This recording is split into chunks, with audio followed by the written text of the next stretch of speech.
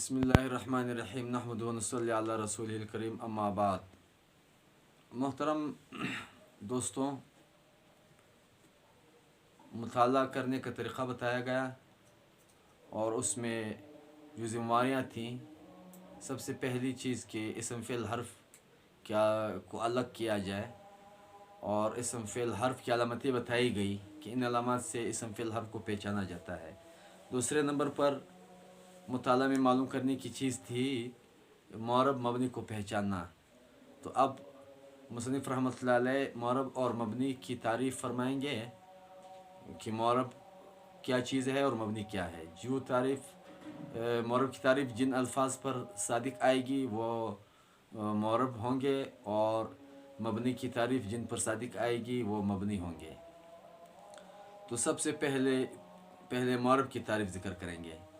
किताब में है कि मुअर्रब वो है, आम तौर पर उर्दू शुरुआत में भी यही लिखा जाता है और मुब्तदी मुदर्रिसीन भी यही तारीफ़ बताते हैं कि मुअर्रब वो है जिसका आखिर अवामिल के इख्तिलाफ से बदल जाए और मबनी वो है जिसका आखिर अवामिल के इख्तिलाफ से न बदले बल्कि एक हालत पर हो। लेकिन ये मुअर्रब और मबनी की तारीफ़ नहीं है, बल्कि ये मुअर्रब और मबनी का हुक्म है। मुअर्रब और मबनी की तारीफ़ और है। मुअर्रब के लुग़वी माना मुअर्रब बाबे इफ़ाल से है, एराब।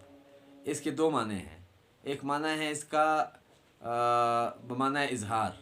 मुअर्रब को मुअर्रब इस वजह से कहा जाता है कि उस पर फ़ाइलियत और मफ़ूलियत और इजाफ़त के माने का इजहार होता है, यानी उस पर एराब चूँकि ज़ाहिर हो जाता है, उस एराब के ज़ुहूर की वजह से उस पर फ़ाइलियत और मफ़ूलियत और इजाफ़त के माने का इजहार होता है।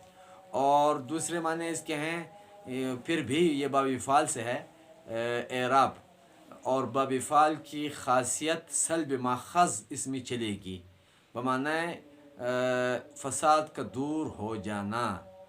तो मुअर्रब पर चूँकि एराब ज़ाहिर है और हाल तरफ़ी में रफ़ आता है, नस्बी में नस्ब आता है, जरी में जर आता है, लफ्ज़ी या तकदीरी, तो इल्तिबास का ख़तरा नहीं होता, इल्तिबास का फ़साद उससे रफ़ हो जाता है। इस वजह से मुअर्रब को मुअर्रब कहा जाता है।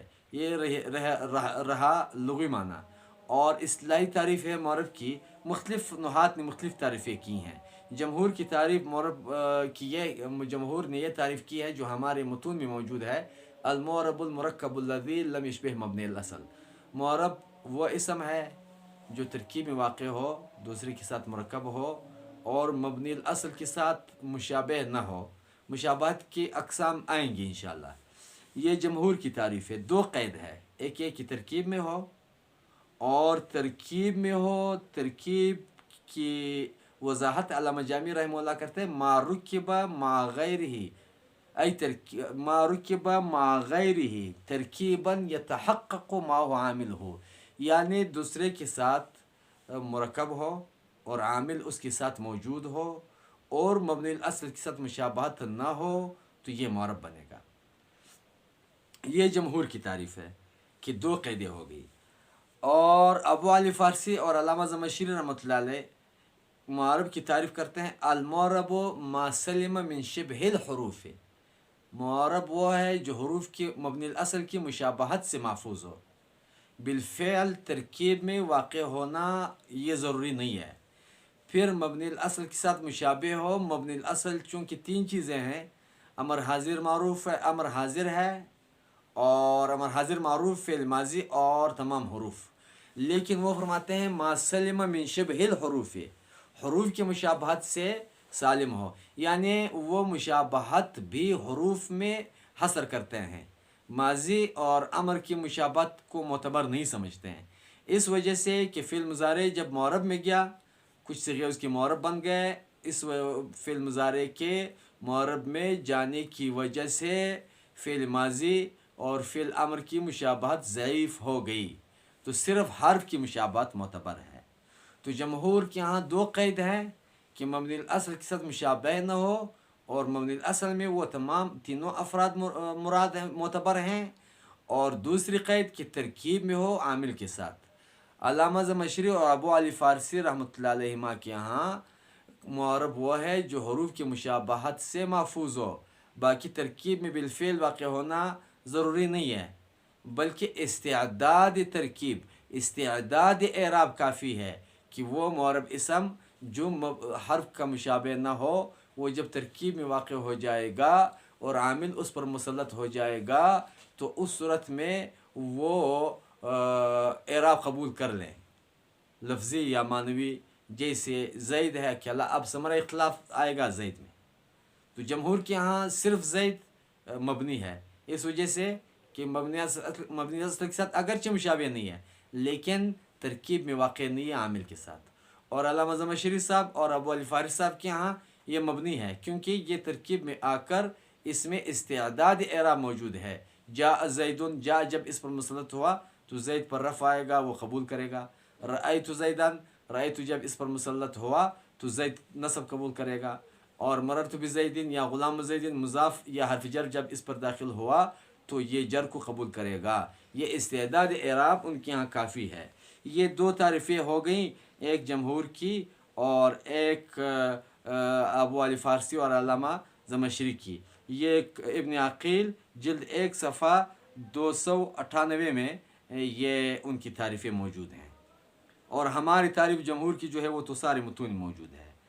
اور ایک تعریف دوسری یہ تو ان کی تعریفیں ہو گئی. اور استعداد اعراب ہو یا بالفعل اعراب ہو، تو بالفعل اعراب اور ترکیب میں واقع ہونا جمہور کا مسلک ہوا. استعداد اعراب یہ ابو علی فارسی اور علامہ زمخشری کا مسلک ہوا. ثمرہ اختلاف لفظ زید، اکیلا زید میں نکل گیا. اب مبنی الاصل کتنی چیزیں ہیں، اس میں بھی نحات کے مذاہب ہیں. جمہور کا مسلک یہ ہے کہ مبنی الاصل 3 چیزیں ہیں، فعل ماضی ہے، امر حاضر معروف ہے اور تمام حروف ہے. اور صاحب مفصل رحمہ اللہ کے ہاں 4 چیزیں ہیں، 3 یہی ہیں اور چوتھی چیز ہے جملہ. وہ کہتے ہیں جملہ من حیث الجملہ مبنی ہوتا ہے، وہ اعراب کو قبول نہیں کرتا ہے، تقاضا نہیں کرتا ہے اعراب کا، تو وہ بھی مبنی الاصل ہوا. یہ 2 مسلک ہو گئے. تیسرا مسلک ہے زجاج نحوی کا، وہ کہتے ہیں 2 ہے مبنی الاصل، ایک ماضی ہے اور ایک ہے تمام حروف. باقی امر کو مبنی الاصل نہیں سمجھتے ہیں. وہ بھی یہی بات بتاتے ہیں جیسے ابو علی فارسی صاحب اور علامہ زمخشری صاحب نے کہی تھی کہ مضارع جب معرب میں چلا گیا تو امر مضارع ہی کی قسم ہے، تو اس وجہ سے امر کو وہ معرب مبنی الاصل نہیں سمجھتے ہیں. یہ بھی ابن عقیل جلد 1 صفحہ نمبر 37 پر یہ موجود ہے. تیسری تعریف ہے معرب کی حسن عباس کی، یہ بھی نحو کا امام ہے. وہ تعریف کرتے ہیں معرب کی ما يدخلہ الاعراب مع عدم شبہ، ما يدخلہ الاعراب مع عدم شبہ، جس پر اعراب داخل ہو جائیں اور مبنی الاصل کے ساتھ مشابہت نہ ہو. اب اس اعراب داخل ہو جائیں، اس اعراب کی داخل ہونے کی اس عبارت کے 2 مطلب ہو سکتے ہیں. اگر امام حسن عباس رحمۃ اللہ علیہ کا مطلب یہ ہے کہ بالفعل اعراب داخل ہو اس پر تو وہ جمہور کے ساتھ ہے، پھر یعنی المرکب الذی لم یشبہ مبنی الاصل. اور وہی بات ہوگی جیسے علامہ جامی رحمۃ اللہ علیہ نے فرمایا ای اسم الذی رکب مع غیرہ ترکیبا یتحقق ما هو عاملہ، یعنی ترکیب میں ہو، اس کے ساتھ عامل ہو اور مبنی الاصل کے ساتھ مشابہ نہ ہو. اور اگر امام حسن عباس رحمۃ اللہ علیہ کا مقصد ما يدخلہ الاعراب سے اعراب بالقوہ ہو، یعنی اس میں استعداد اعراب کی موجود ہو، تو اس صورت میں پھر وہ علامہ زمخشری اور ابو علی فارسی کے ساتھ ہے. نحات یہ کہتے ہیں کہ اس عبارت میں دونوں احتمال ہو سکتے ہیں، بالفعل اعراب مراد ہو تو جمہور کے ساتھ ہیں، اور بالقوہ اعراب مراد ہو تو پھر ابو علی فارسی صاحب اور علامہ زمخشری صاحب کے ساتھ ہیں. علامہ ابن حجر رحمۃ اللہ علیہ جو معرب کی تعریف کرتے ہیں وہ تعریف تو یہی ہے کہ المعرب المرکب الذی. علامہ جامی رحمۃ اللہ علیہ ابن حجر رحمۃ اللہ علیہ کی اس تعریف میں یہ وضاحت فرماتے ہیں کہ علامہ ابن حجر کی عبارت میں بھی دونوں احتمال ہو سکتے ہیں. اگر مرکب سے وہ مرکب مراد ہے جو جمہور کا مسلک ہے کہ بالفعل مرکب ہو، بالفعل اعراب اس کے ساتھ ہو، تو پھر وہ جمہور کے مسلک میں ہے. اور اگر وہ بھی مرکب سے اور اسی اعراب سے بالقوہ مراد لیتے ہیں، استعدادی ترکیب اور استعدادی اعراب مراد لیتے ہیں، پھر وہ علامہ ابو علی فارسی اور علامہ زمخشری کے ساتھ ہیں، اس کی عبارت میں بھی دونوں وہ احتمال آ سکتے ہیں۔ یہ تو رہی معرب کی لغوی اور اصطلاحی تعریف۔ مبنی کی تعریف بعد میں آئے گی۔ حکم کیا ہے معرب کا؟ وہ حکم ہو ان یختلف آخرہ باختلاف العوامل لفظا او تقدیرا او حکما۔ یہ جو صاحب نحو میر سے شریف رحمہ اللہ نے ذکر کی ہے کہ عبارت ذکر کی ہے کہ معرب وہ ہے جس معرب آنس کہ آخرش باختلاف عوامل مختلف شود، چون جاء زید و رأیت زیدان و مررت بزیدن۔